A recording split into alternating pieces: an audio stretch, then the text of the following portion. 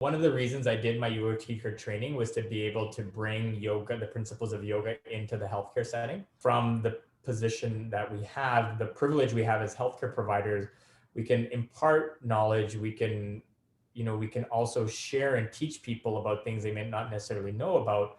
But one of the things I really tried to dig into was tried to find out where is the evidence and where's the specific medical evidence for a lot of the things that we are doing in yoga, right? And there is a lot of research, more than you think, around the physical practice of yoga and the different breathing exercises that talk about the various benefits. So I would say that it's not that there's a conflict, it's just that there's a lack of awareness.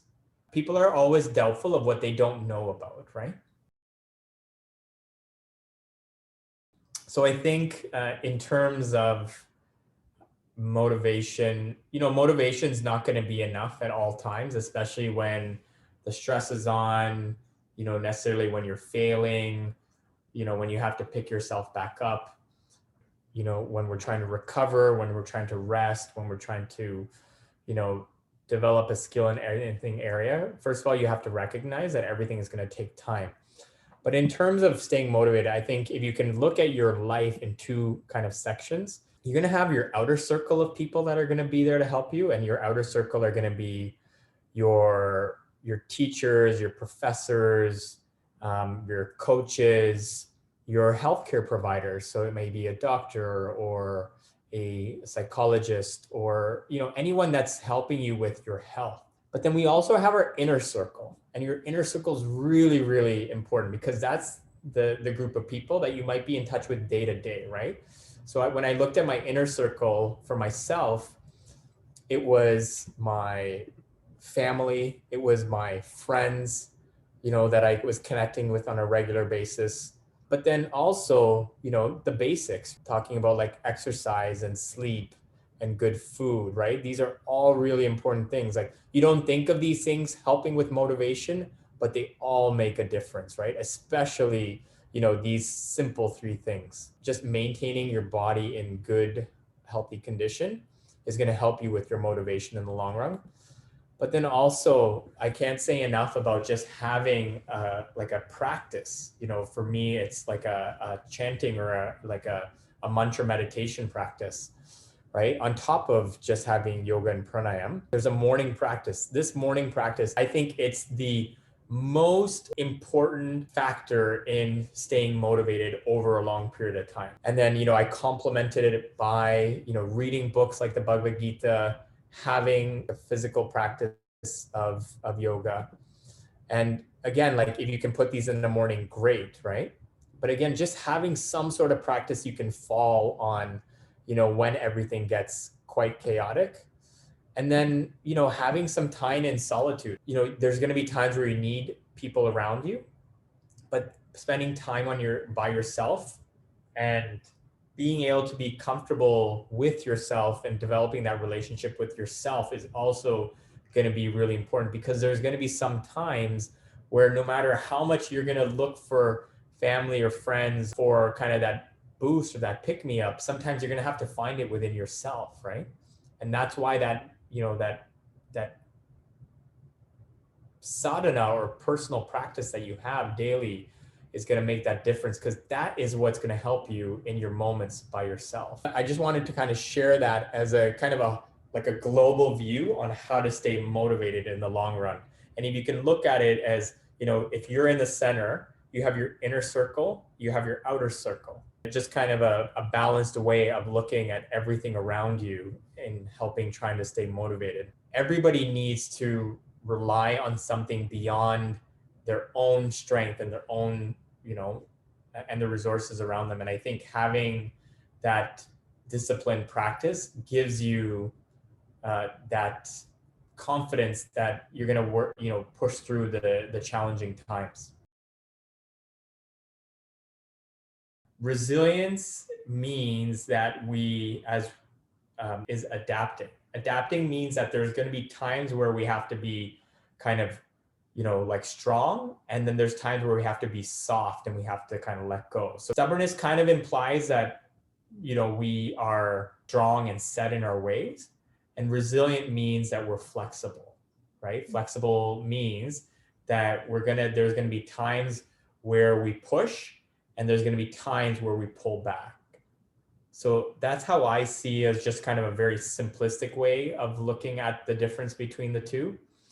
And in terms of letting go, I think that's a conversation that we need to not only have with ourselves, but I think it's really helpful to approach people that really know us well.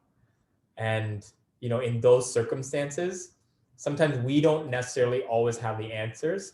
But I found in my life that if I've gone to well-wishers, the people that really have my best interest in mind, the powers that are beyond us come to give us the message we need to hear, and can help us, determine if we need to keep going at something or let it go.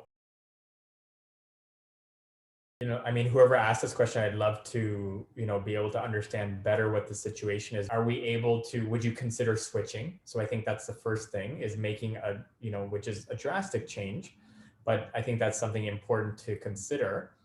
If you're wanting to go through it and you want to figure out a way to cope with it, I think it's really important to be doing things that are keeping you happy and positive, whether that be the right group of friends, whether that be your own exercise practice or any type of personal practice that just you do on a regular basis that gives you energy and gives you life.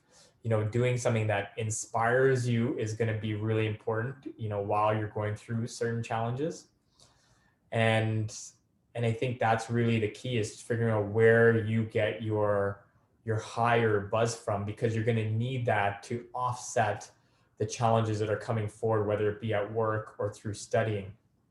So much time we focus on our motivation, but I want everyone to step back and think about what is the system they have in place. Do we have the tools or the systems in place to help encourage us to be successful, rather than just, relying on our own strength and our own motivation?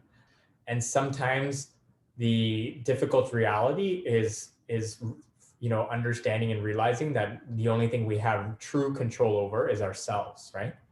And so that is the first, relationship we need to work on, and the first ecosystem we need to look to improve, rather than everything around us.